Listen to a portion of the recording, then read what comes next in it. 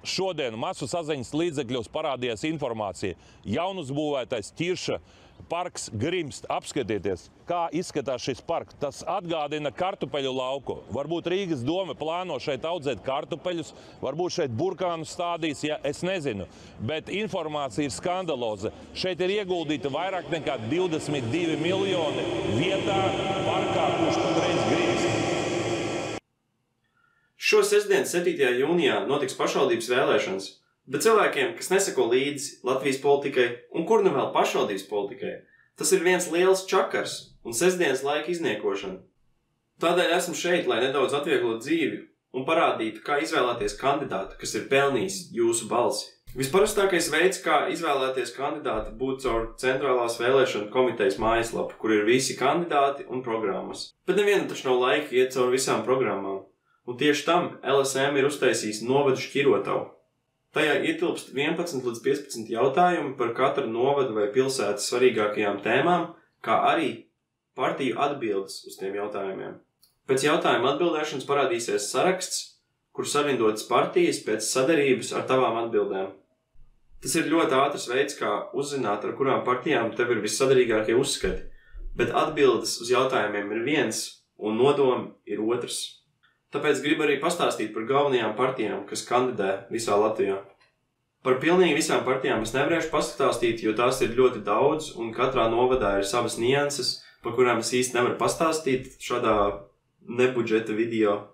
Bet ir pāris partijas, kuras parādās gandrīz katrā novadā, un tām ir labas un sliktas pagātnes. Apvienotais saraksts. Latvijas zaļās partijas, reģiona apvienības un Liepājas partijas apvienība.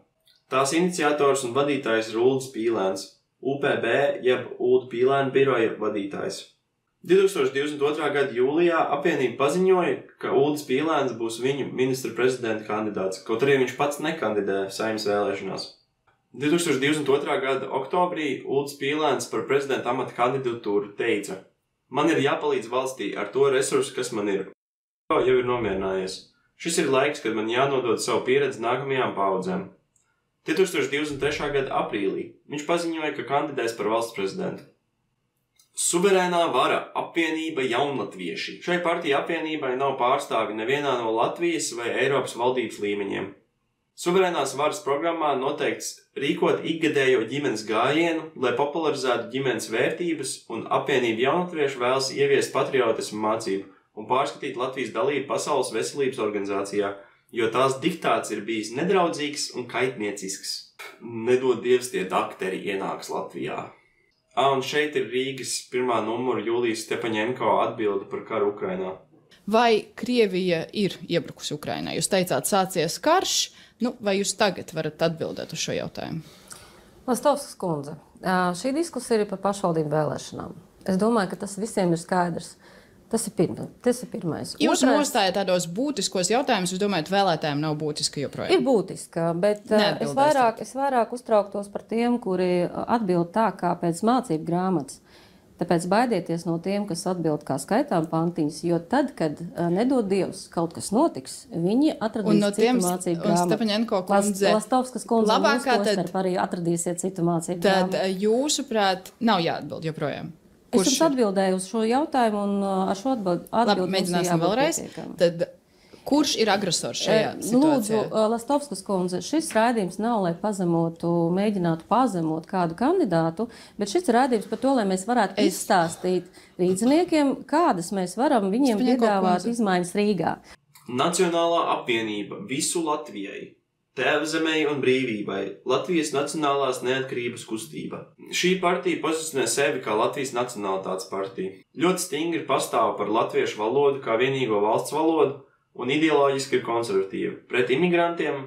Laiks replikai. Es gribu skaidri pateikt to, ka imigrācija ir tā lieta, ar ko Nacionālā apvienība skaidri cīnīsies. Un atbilde ir absolūti nepieņemama nekādā gadījumā, nekādas mošais Latvijā. Un pret LGBT. Nē, protams, ka šie gājieni nav nekādā gadījumā, respektīvi, nav pieļaujami. Mēs neatbalstām šos gājienus. Viens stāsts ir par to, kā cilvēki dzīvo paši, otrs ir, kā to nes uz ielas. Papildus neizpratni sabiedrībā rada mājienu par sadarbošanos ar Latvija pirmajā vietā. Partiju dibināja 2021. gadā un to vada Ainārs Šlesers. Partijai pirms 2022. gada Saeimas vēlēšanām viena no svarīgākajām tēmām bija iestāšanās pret Covid-19 obligāto vakcināciju. Pēc jaunākās SDKS aptaujas Latvija pirmajā vietā ir Rīgas vēlēšanu līderi. Par Šleseru pagātni vien varētu uztaisīt dokumentālu filmu. Tādēļ ļoti ātri. Jūrmalgates, Šlesers un Andris Šķēle ir iesaistīts kukuļu piedāvāšanā Jūrmals domas deputātam Ilmāram Ančānam. Putins caur uzņēmumu Rosneft maksājis Šleseram un citiem rietumvalstu politiķiem 1,5 līdz 2 miljonus eiro gadā, un Šleseram ir 860 000 eiro parāds valstī. Papildus šiem skandāliem partijas retorika par tradicionālu vērtību aizstāvēšanu un balsotāju maldināšanu piedod Šlesera partijai konservatīvu populisma garšu. Manuprāt, tas, ka Šlesera kungs kā veiksmīgs biznesmenis ir grozījies pa politikas gaitiņiem jau kopš 1998. gada, neparāda to, ka viņam rūp Latvijas attīstība. Tas parāda cilvēku, kas nekad nebeigs grābt kabatās naudu un varu. Stabilitātei.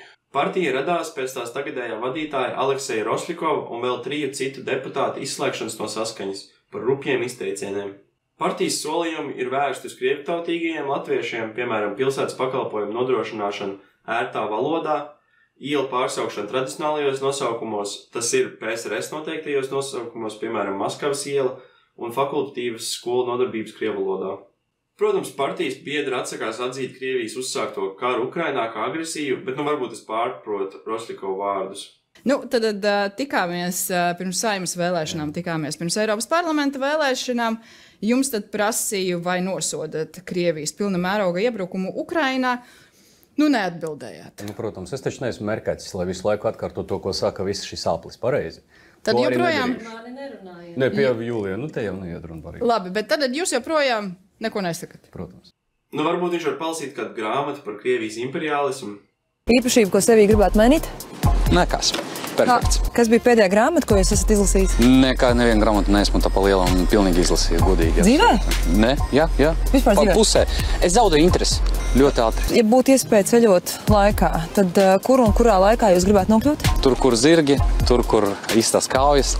Tādi, kur, karaļi, damas, jā. Man patīk šāds renesans. Jūs būtu karalis?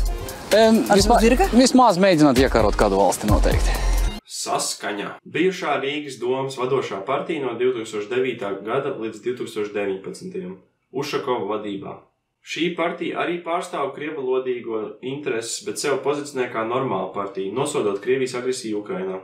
Neskatoties uz to, Saskaņas mēra kandidāte Regīna Ločmele paudus iespējamību sadarboties ar jebkuru politisko spēku, ieskaitot stabilitātei Latviju pirmajā vietā un suverēno varu.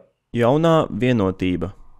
Tagadējā Rīgas mēra krēsla aizņēmēji un valdošās koalīcijas dalībnieki, un arī prezidenta un ministra prezidents partija. Saeimā ļoti labi pārstāvēta ar 1/4 no visiem deputātiem. Jaunā vienotība ir centriska partija, kas atbalsta progresīvas sociālās idejas, piemēram, LGBT tiesības un ciešāka integrācija Eiropas Savienībā.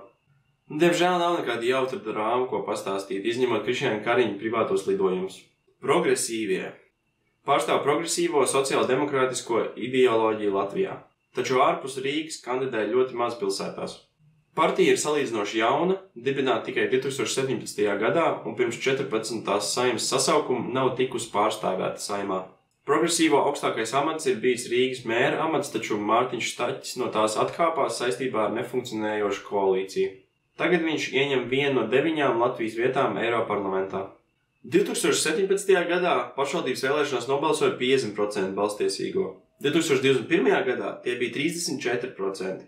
2022. gada Saeimas vēlēšanās balsoja 59,4%. Gandrīz katrs otrais ar teikšanu savas valsts vai pašvaldības attīstības virzienā šo iespēju neizmanto. Un es arī to saprotu, ne katra cilvēka mīļākā nodarbe ir lasīt LSM ziņas. Manuprāt, tieši tāpēc novadu šķirotava ir ļoti vērtīgs un laika ietaupošs rīks, kas var 5 minūtēs atrisināt grūto kandidātu izvēles problēmu. Vēl pie tam LSM piedāvā debatas starp katras pašvaldības pirmajiem numuriem, kur var paskatīties, vai tie cilvēki vispār ir normāli. Bet šis aizņem mazliet vairāk laika. Es negribu nevienu pārliecināt balsot par kādu noteiktu partiju, izņemot tieši nebalsot par Latviju pirmajā vietā un par prokremlistiem. Katram ir jāizdara savu izvēli, bet galvenais, ka tā izvēle nav mājās sēdēšana. Tāpēc ceru, ka vāveļošana mazliet palika prātā un vismaz viens papildus cilvēks aizies nobalsot šo sestdienu no 8 rītā līdz 8 vakarā. Paldies par skatīšanos un paldies Kristam!